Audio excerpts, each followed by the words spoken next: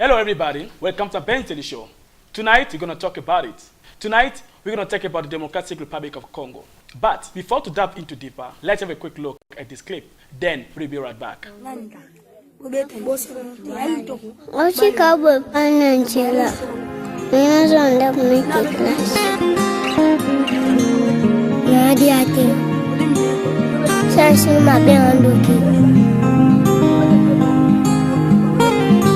Société, nité, aïe oh. Société, nité, aïe oh. There we're right back. It's well known that Congo is a place seemingly blessed abundantly with any type of mineral, yes, consistently lowered on the UN development index, where there even more of fortunate life in great poverty. We're not going to discuss this all alone. We got those special guests. They are well-formed and politicians. They got an exhaustible knowledge about Congo. Ladies and gentlemen, welcome my guest.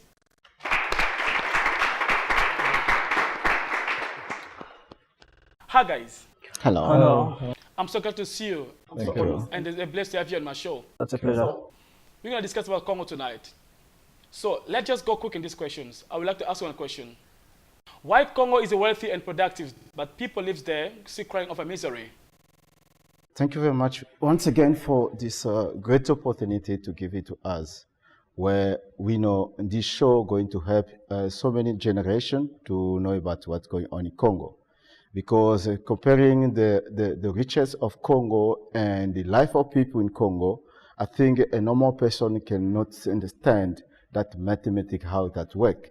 So the reason why Congo is in that state, because since they divided the continent of Africa, naturally the division of the continent was beyond the colonizer instruction. So when the colonizer finished their instruction beyond the separation of Africa, so Congo was remained the country where it was belong to no one. It was just a space where it didn't belong to no one. And the King Leopold II, who was the king of the Belgium on that time, decided that part of Congo going to belong to him. Or to find out that was the only party going to be the reserve of the economy of the world for century to centuries. So in the time they discover the demand of the industry of automobile in the time of rubber making tires, like you guys know, on that time, it make Congo to become a country where people are in need of exploiting. So in the exploitation of that rubber, which kill half population of Congo, it make now the demand of to see there's more they can find in Congo. So when comes the demand of the Second World War on building the atomic bomb, there was already again the target of Congo taking their mineral, which is the uranium, to build the atomic bomb they dropped in Second World War in Japan and Hiroshima and Nagasaki. So after that, I think there was now the open mind of the Western world to target Congo, and they believe like there's more they can dig there, and they found out all the thing they need to boost their economy is in Congo. So now they create a system where Congolese people become the hostage of the whole world economy. So we become the hostage of the whole world economy by keeping us to stay poor without getting anything, and they affect our economy, they affect our political system, they affect anything. It means whatever we do, we can't decide. So the whole system of a new world, meaning the corporate, they put Congo in a position where they can't talk, they can't say anything. Whenever they demand whatever they need, Congolese must not talk, and even the sharing of the percentage of the deal, it must not come from them, it must come from the Western world.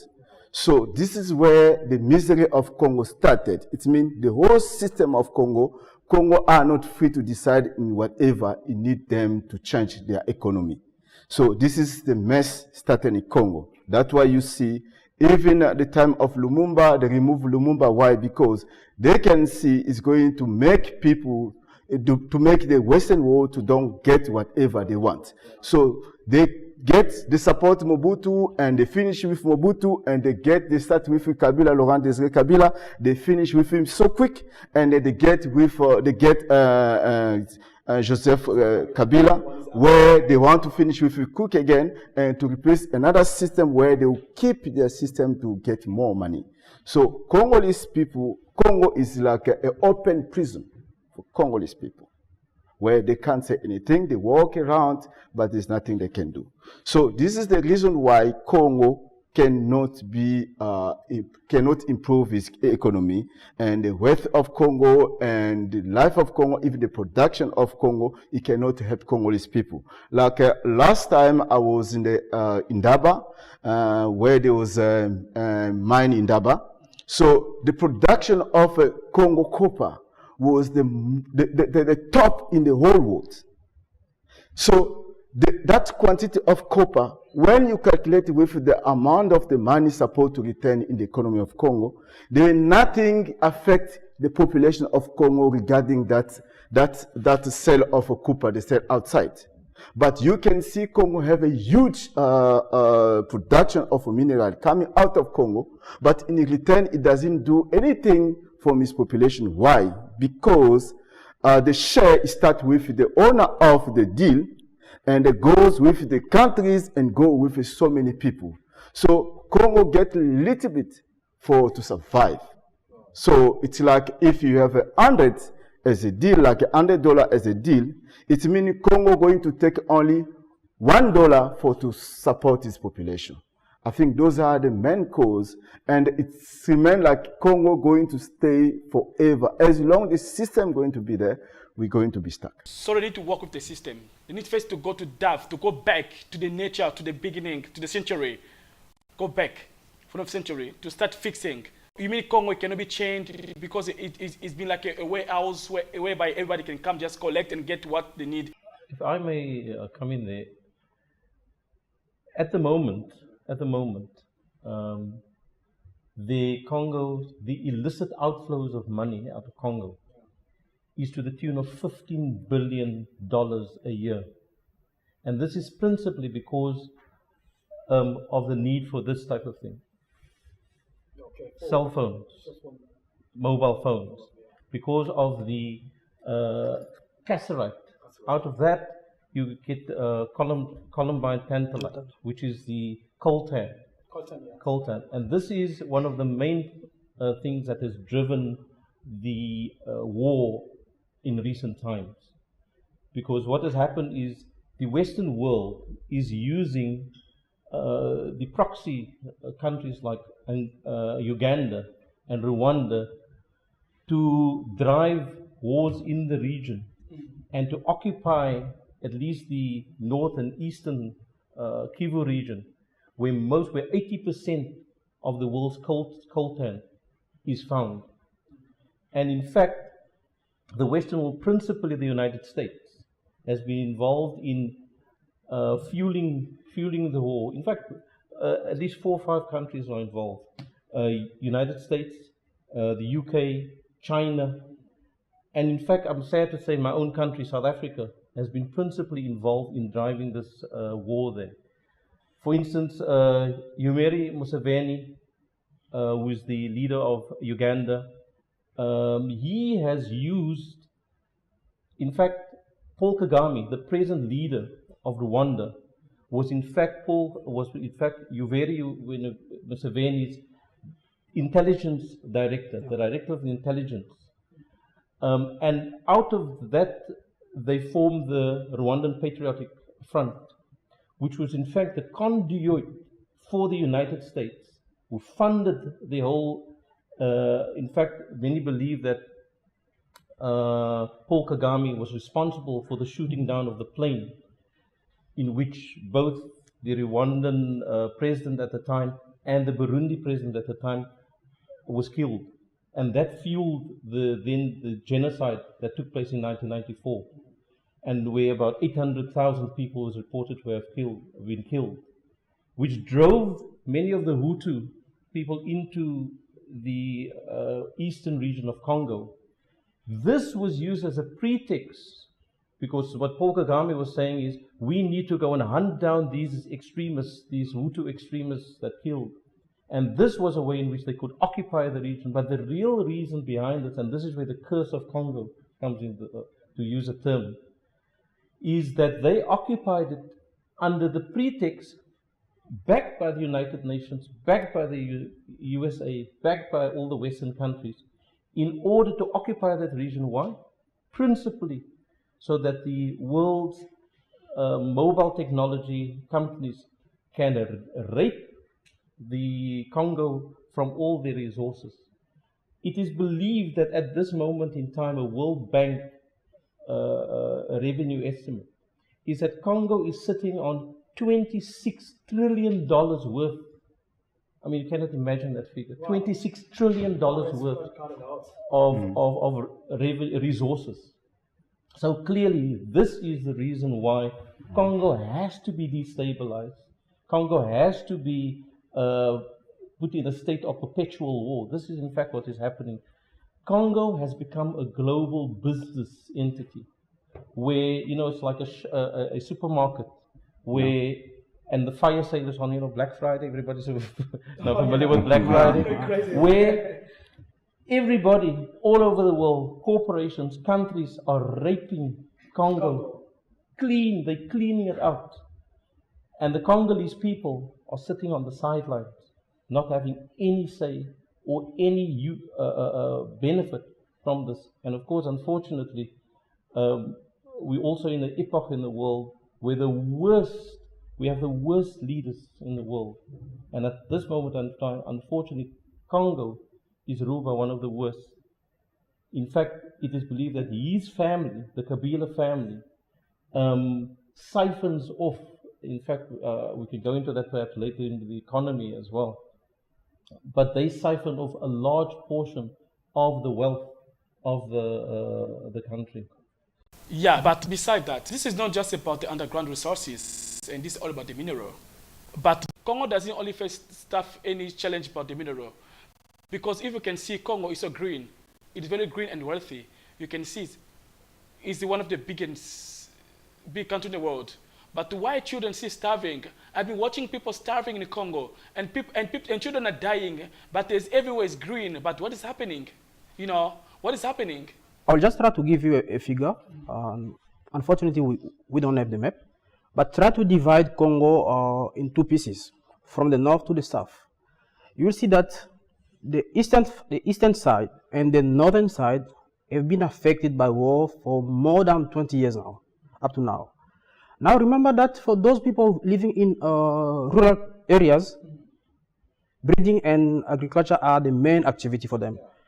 So what means that the main resource, the main asset for them is the land.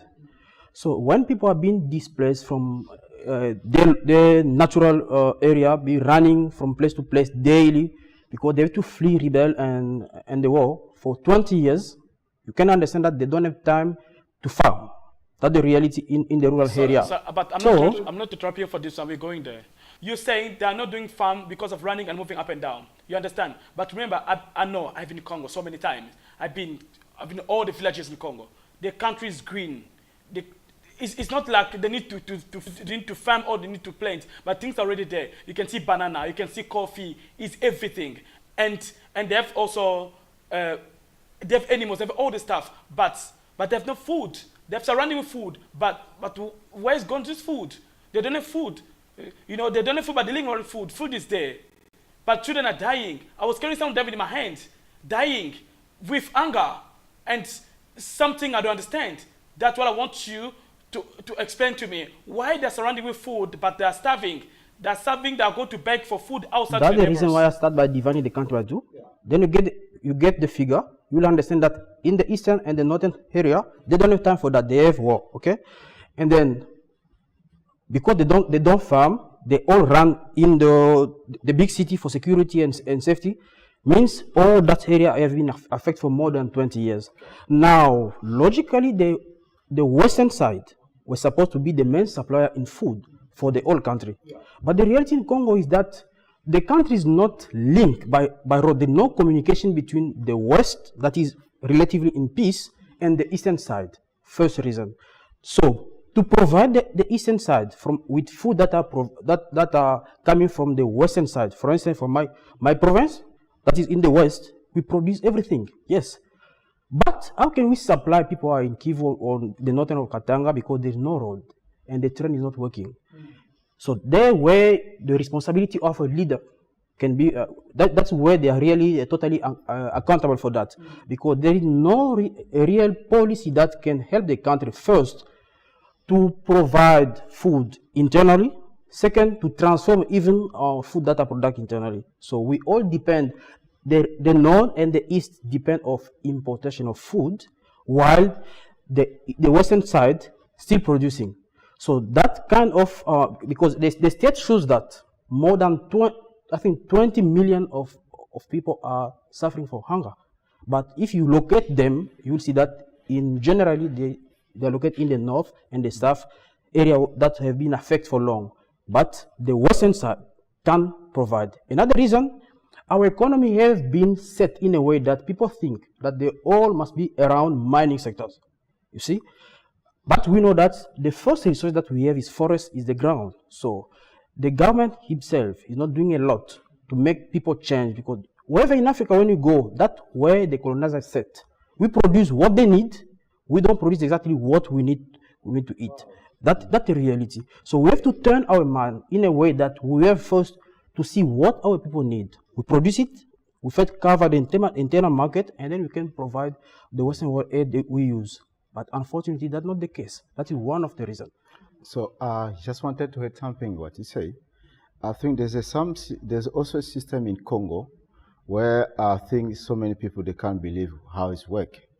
I can tell you, like in the sector of agriculture, the system of Congo government doesn't allow anyone to feel free to make a huge farm producing a kind of competition where they have some business they're doing outside for the outside products.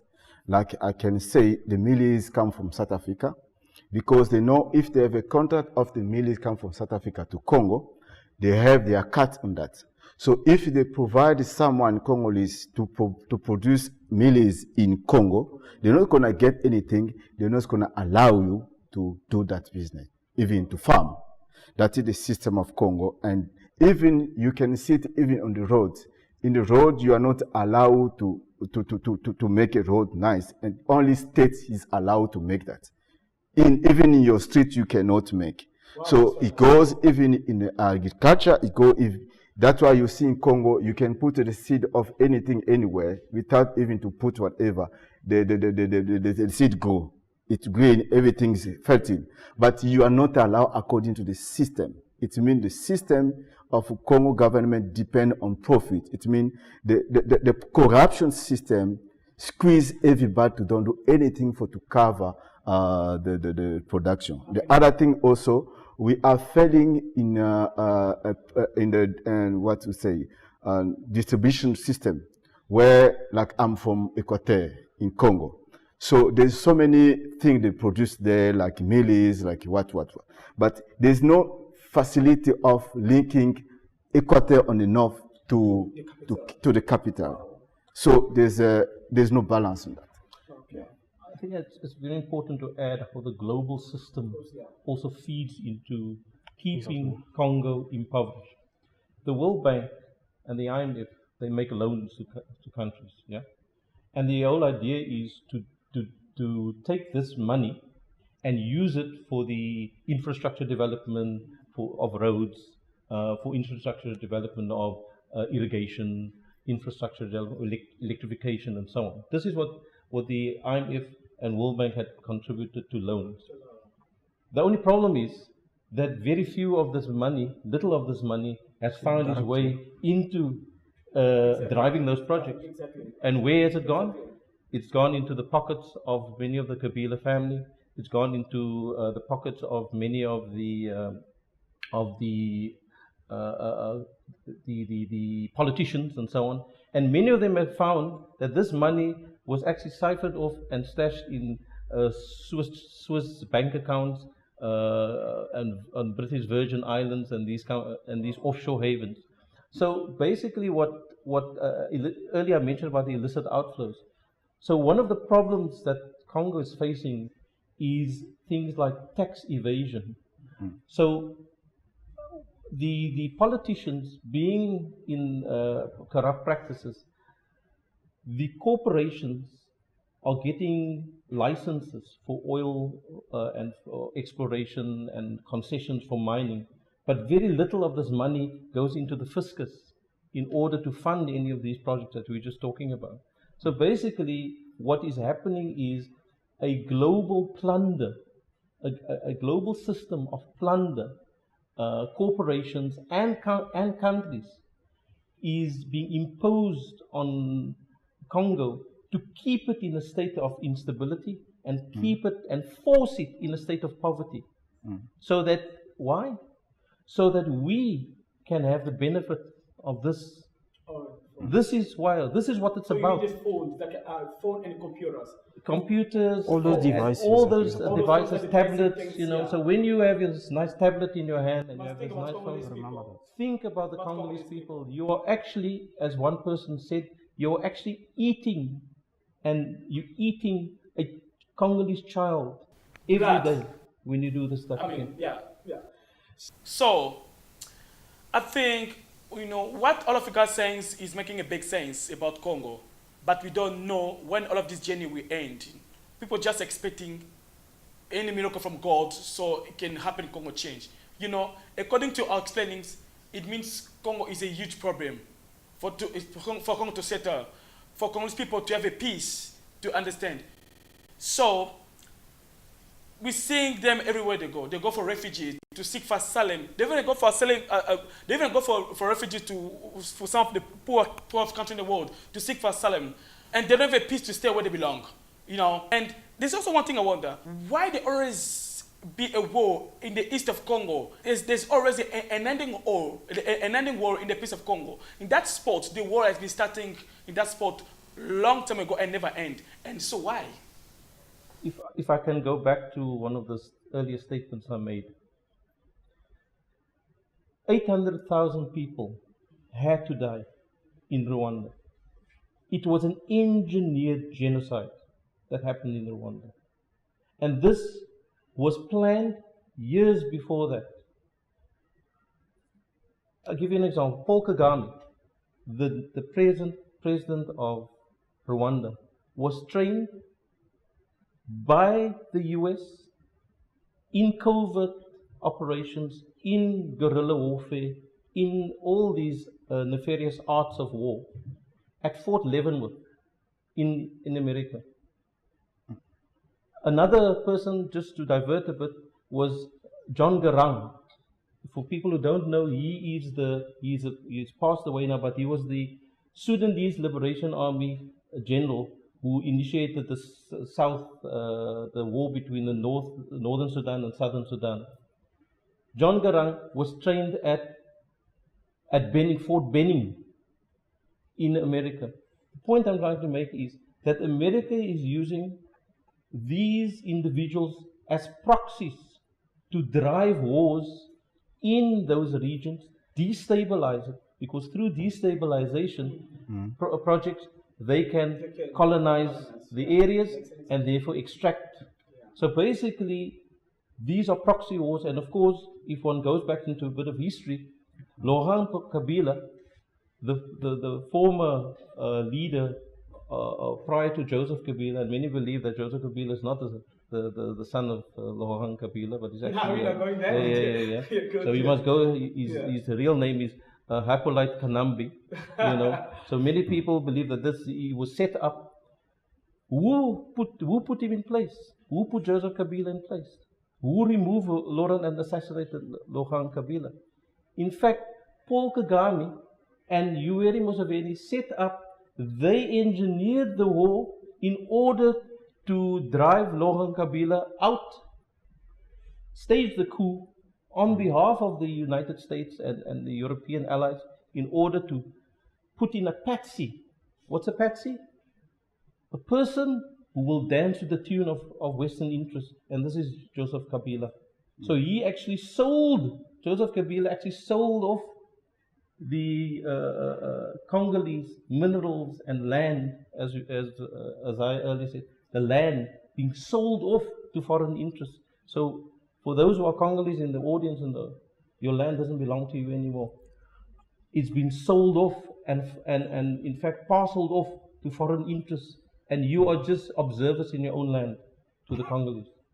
Wow. Just let me make it. So why the economy is down in Congo right now? Why is Congo so down? It's one of the economies really down in Congo. Well, because I mean, give you one. Speaking about Paul Kagame, when the Rwanda, the RFP, the Rwandan Patriotic Front entered Congo and massacred and murdered hundreds of thousands of people in order to occupy the region, they found when they set foot there, they found in one of the towns there a huge stash of coltan. 1,500 tons of coltan was stolen and shipped out. And if you want to know why Rwanda is so rich today, is because for a country that doesn't have one coltan mine and one diamond mine and one gold mine, Rwanda is producing 30,000 tons today, 30,000 tons of coltan to make cell phones and others. So you mean Rwanda surviving based on Congo? On Congo. Exactly. Rwanda, prior to the war, produced something like 66 carats of diamonds. Wow. They are today exporting 65 carats of diamonds. And they build a country so well. The country been so well built. And But the problem is they don't have any diamond but mines. how Rwanda is known as a country, is a country the more developed and then biggest well-built Based country on in Africa. stolen loot. Congo. Stolen Wow. loot. Just understand this logic, and I think this logic have been applied wherever in the world we have war. How it happened? A country is target because there are resources that have to be looted from there, but the one that will benefit from that will stay very far, and there will be a middleman, a middle country doing the dirty job that can appear. What is exactly like a movie, you know? Those who produce movie, those who write the script, we don't see them on the scene. Then we have actors who are acting on the ground, but countries that supply in terms of harm, and those who get the final profit, they're not even around Congo. So a country like Rwanda is used like a simple percentage. They're getting a certain percentage for the job that they're doing by covering all the rebels, but we know where the mineral goes. That's the reality of Congo. So to understand why the war can't end and why the economy is going down, take it like a logic. You have Congo is considered like a supplier, the main supplier of the world, and then those industries there will never accept to go down. So as long as we don't raise our voices, if we don't do that, nothing will change, because what changed the world is not the will of those who are oppressing the world, is the voices of simple people like you and me. We did it when France was attacked. We have to do it because Congo is attacked for years now. Thank you so much. That was very, very something so capital. Yeah, for everybody, for every African neighbors, we're going to speak about Congo. Wherever I say Congolese person seek for help, don't let me down. Because Congo is one of the rich countries, but as you've heard of Congo, from those people are well informed about Congo. Congo is one of the countries who feeding you, it's feeding you.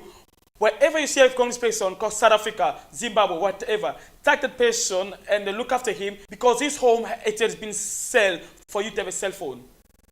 You know, his product, it has been set on fire for you to have you to have a laptop, for you to have a good communication, for you to have a good life. So that's why Congolese people, they can live in Congo, they can stay in Congo, they are going overseas, they are going everywhere to sing for asylum for refugees. So do not take it for granted. Do not insult them, because they are one of those people who sacrifice their life for you to have his life. accept to have a difficult life for you, to have a challenge for you to have an easy life. So thank you so much, guys, for being on my show. It was very nice and blessed to have you on my show. And thank you also for my audience. Thank you for watching. Thank you for being part of the show. Thank you so much. See you for the next time for the same hour on the same channel. Please don't forget to subscribe and also to press on the notification bell. See you for next time. Thank you so much.